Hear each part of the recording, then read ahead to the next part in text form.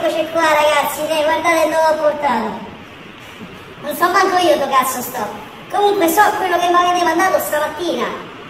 C'è un dipendente del McDonald's, ha scritto testualmente: non mangiate da McDonald's su Facebook, sul profilo Facebook, su Twitter, non lo so, da tiltato.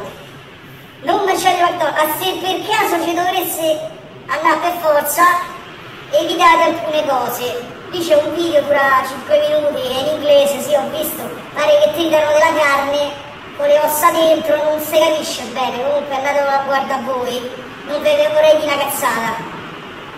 Per il resto niente, lui consiglia vivamente di non prendere mai i prodotti che escono dalla macchinetta del McCaffè, che veramente non hanno né manutenzione, né igiene, né pulizia, nemmeno gli addetti se ne fregano proprio completamente. Praticamente ci stanno 10 cm di merda liquida ogni volta che scorrono le gocce di caffè.